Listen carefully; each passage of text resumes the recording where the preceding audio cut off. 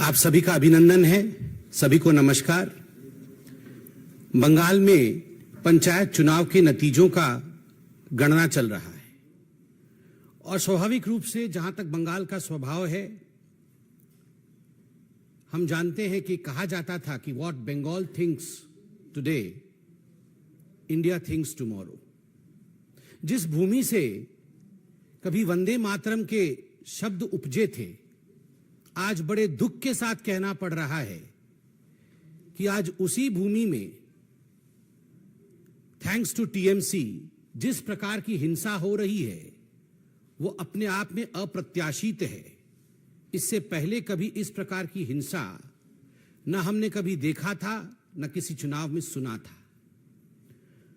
चुनाव और हिंसा आज बंगाल में पर्यायवाची शब्द बने हुए हैं और बंगाल में ये कोई पहली बार हो रहा हो ऐसा विषय भी नहीं है। इस बार के पंचायत के चुनाव जो कि अभी 8 जुलाई को संपन्न हुए, आज काउंटिंग चल रहा है। आज अखबारों में हर जगह ये खबर छपी है कि लगभग 45 लोग आज तक, जब से नॉमिनेशन आरंभ हुआ है और काउंटिंग अभी चल रहा है, लगभग 45 लोगों की हत्या की जा चुकी है। 45 people have died as of today as far as the panchayat elections of 2023 in West Bengal is concerned. आप याद करिए, इससे पहले के असेंबली चुनाव 2021 में लगभग 52 लोगों की, 52 लोगों की हत्या हुई थी। 52 people had died in the assembly elections during Bengal.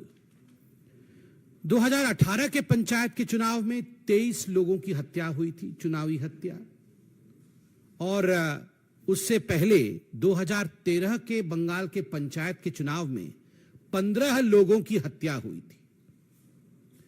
2013 में 15 लोग, 2018 में 23 लोग और 2023 जो वर्तमान का पंचायत चुनाव चल रहा है उसमें 45 लोगों की हत्या। उत्तरोत्तर दिन प्रतिदिन लोकतंत्र किस प्रकार दम तोड़ रहा है बंगाल में, यह आपके सामने पेश है, संख्यावत पेश है। बंधुगण, केवल हत्याएं नहीं, आप अगर अखबार पढ़ेंगे तो जिन शब्दों का प्रयोग सर्वाधिक किया गया है बंगाल के पंचायत के चुनावों को लेकर, वो शब्द है फायरिंग, गोलीबारी, बॉम्बिंग, बमबारी, बोगस वोटिंग, रिगिंग, मतपेटियों का जलाना, मतपेटियों को फेंकना। कोई तालाब में फेंक रहा है मतपेटियों को, तो कोई वोट रिगिंग करके किस प्रकार से जीता जा सकता है, टीएमसी उस प्रयत्न में, उस यत्न में लगी है। जिस डेमोक्रेसी में, जिस लोकतंत्र में फायरिंग, बॉम्बिंग, हत्या, रिगिंग ऐसे शब्दों का प्रयोग होता है, उस लोकतंत्र का क्या वजूद है, आप जरा सोच के देखिए। बंधुगण, आप सभी जानते हैं कि जहां तक भारतीय जनता पार्टी का सवाल है, हमने लगभग 6000 पोलिंग बूथों पे रीपोलिंग का डिमांड किया था। इस कदर एक बायसनेस के साथ ये पोलिंग हुई है।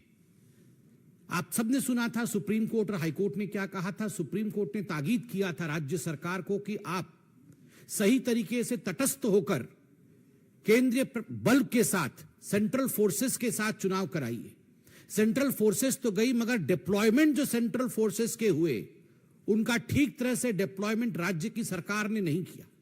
जो सेंसिटिव बूथ होती है उनकी संख्या छुपाई गई, सेंसिटिव बूथ का डाटा दिया नहीं गया।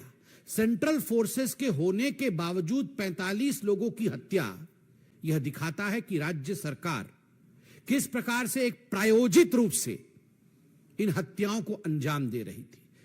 यह एक स्टेट स्पॉन्सर्ड मर्डर है। ये जितने लोग मारे गए हैं, यह प्रायोजित है। This is not accidental, this is state sponsored murder of democracy in West Bengal. और केवल राजनीतिक पार्टी ही स्पॉन्सर कर रही है ऐसा नहीं है। इंस्टीट्यूशनलाइजेशन, संस्थागत मर्डर है, अर्थात इसमें पुलिस प्रशासन से लेकर जो डिस्ट्रिक्ट अधिकारी होते हैं और जो प्रशासनिक अधिकारी होते हैं, वह सब सम्मिलित हैं। एक तरह से सबके मिली भगत से ये स्टेट स्पॉन्सर्ड इंस्टीट्यूशनलाइज्ड मर्डर आज वेस्ट बंगाल में हो रहा है। आप सोच के देखिए, 21वीं शताब्दी में भारतवर्ष बैठा हुआ है। मैं भी सोशल मीडिया में हूं, आप भी सोशल मीडिया में हैं। आजकल कुछ छुपता नहीं है। जब हम सोशल मीडिया और फेसबुक में देखते हैं एक के ऊपर एक लद करके डेड बॉडियों को ट्रक से या बस से उतारा जा रहा है और स्ट्रेचर्स में डाला जा रहा है, किसी के हाथ मुड़े हुए हैं, किसी के पांव मुड़े हुए हैं, और ये किसी एक्सीडेंट का सीन नहीं है, ये कोई दुर्घटना का दृश्य नहीं है, ये मर्डर है, ब्लेटेंट मर्डर। दिन दहाड़े हत्या की गई है केवल इसलिए क्योंकि आप टीएमसी को वोट नहीं कर रहे। और ये कोई केवल भारतीय जनता पार्टी के कार्यकर्ताओं का मर्डर नहीं है, इसमें कांग्रेसी भी हैं, इसमें कम्युनिस्ट पार्टी के लोग भी हैं, इसमें बाकी पार्टी के लोग भी हैं, ऐसे लोग भी हैं जिनका राजनीति से कोई लेना देना नहीं है, वो केवल वोटिंग करने जा रहे हैं। ऐसे लोगों की हत्या हुई है। जब इस प्रकार का दृश्य सोशल मीडिया और फेसबुक में हम देखते हैं तो मैं कई बार सोचता हूं कि अगर यही दृश्य कोई भाजपा शासित राज्य से आ रहा होता तो हाहाकार मच गया होता।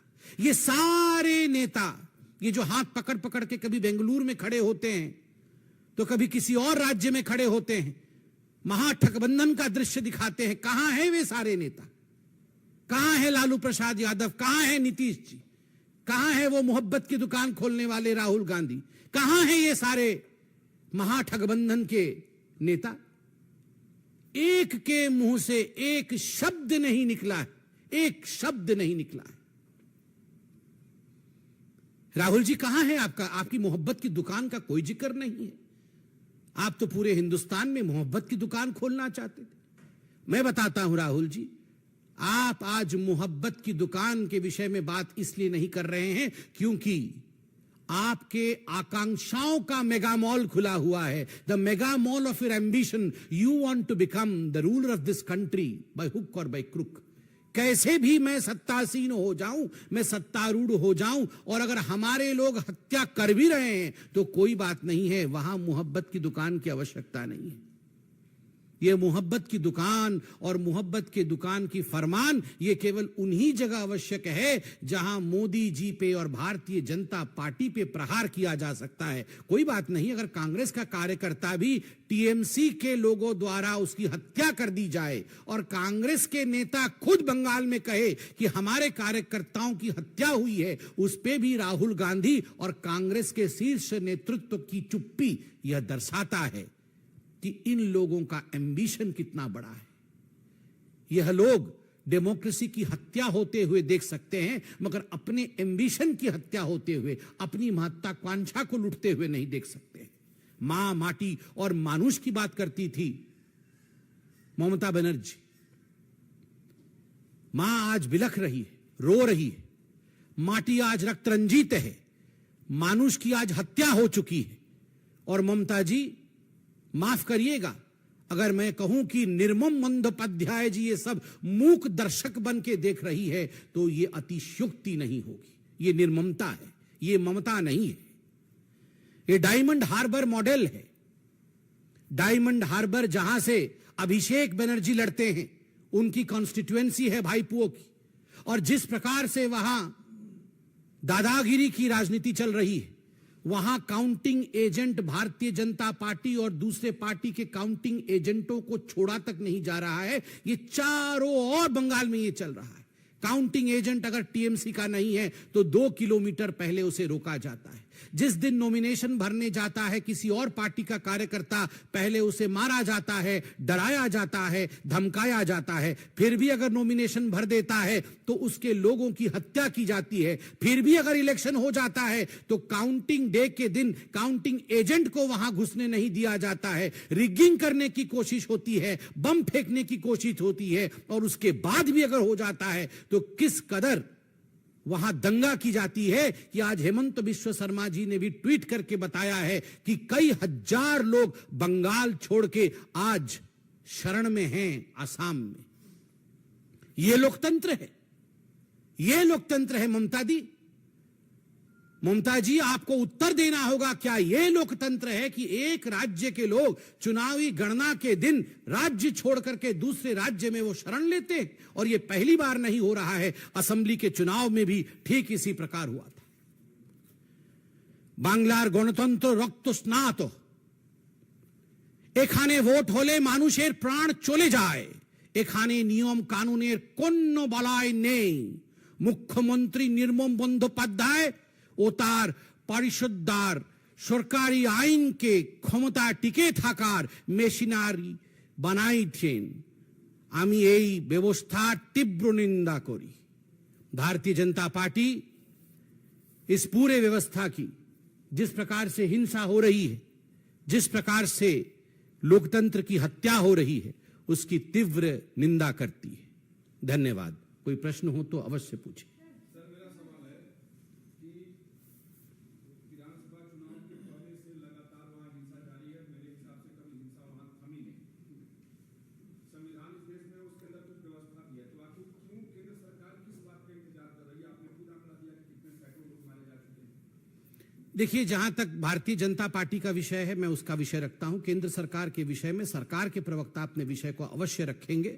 भारतीय जनता पार्टी ने एक कमेटी बनाई है, 4 दलीय कमेटी है, और यह कमेटी वहां पर हिंसा को पढ़ने, उसके विषय में जानने के लिए, उसके विषय को स्थापित करने के लिए गई है। केंद्र सरकार भी, हमने देखा है न्यूज के माध्यम से, गृह मंत्रालय ने रिपोर्ट भी मांगी है। तो स्वाभाविक रूप से इन सब विषयों का आंकलन करने के बाद जो भी उचित कदम होगा सरकार व पार्टी उठाएगी। कोर्ट में भी विषय गया हुआ है, इसके विषय में भी आप जानते हैं।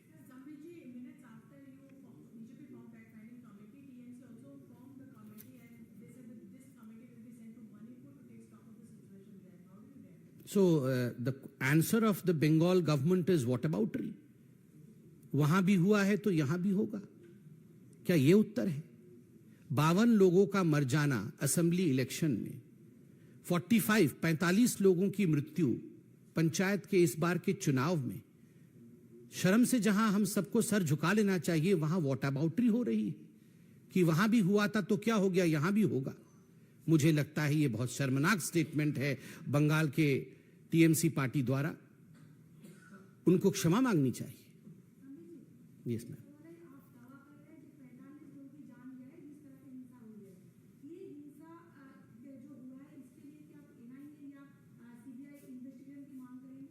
देखिए, मैं दावा नहीं कर रहा हूं कि 45 लोगों की हत्या हुई है। आज सारे अखबारों में 42+3 ये संख्या छपी है, और मैं मीडिया पे संपूर्ण विश्वास करता हूं कि जिस दिन से चुनाव घोषित हुए हैं आज तक 45 लोगों की जान गई है। मीडिया ने बहुत ही जिम्मेदारी के साथ छापा होगा, आंकड़ों के साथ छापा होगा।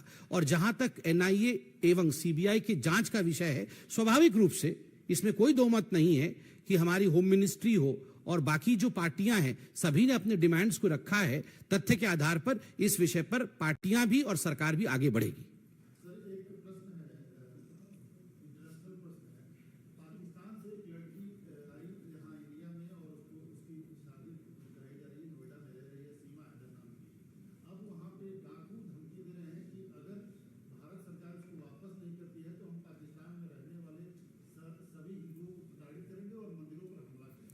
देखिए, मैंने इस न्यूज़ में इससे अनभिज्ञ हूं अभी। मुझे लगता है पूरी जानकारी के बाद ही मुझे इस पे कमेंट करना चाहिए।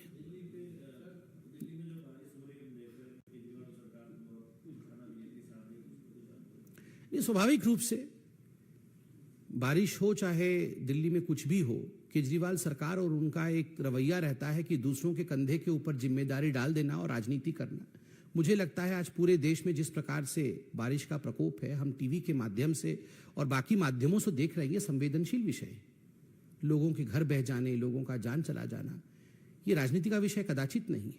सभी सरकारें, चाहे किसी भी पार्टी की हो, एकजुट होकर इस पर काम करना चाहिए। जिस प्रकार की ओछी राजनीति मैं देख रहा हूं, ट्विटर के माध्यम से भी कुछ लोग दोषारोपण करने का काम दिल्ली में बैठ के कर रहे हैं। मुझे लगता है कि जब चुनाव लड़ते हैं और कहते हैं कि जिम्मेदारी मेरी है, जब एडवर्टाइजमेंट पे करोड़ों खर्च करते हैं, तो जिम्मेदारी लेने पर भी तनिक सी जमीर खर्च करनी चाहिए। थोड़ा सा, करोड़ों खर्च जब एडवर्टाइजमेंट में है तो थोड़ा सा खर्च जमीर पे भी होना चाहिए।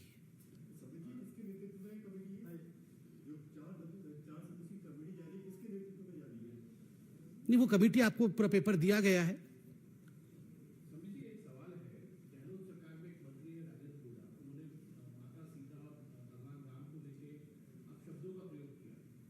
देखिए, बड़ा दुखद विषय है जिस प्रकार के शब्दों का प्रयोग राजेंद्र जी, जो कि मंत्री हैं गहलोत जी की सरकार में राजस्थान में, उन्होंने मां सीता के लिए और भगवान राम के लिए किया है, यह अपने आप में बहुत चिंताजनक विषय है। मैं तो उन शब्दों का दोबारा यहां प्रयोग नहीं कर सकता हूं, बहुत ही निंदनीय शब्द है। मगर यह कांग्रेस के लिए कोई नई बात नहीं।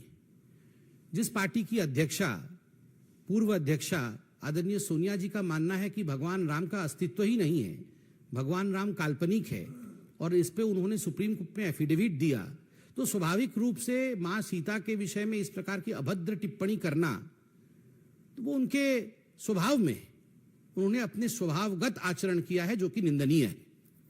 धन्यवाद।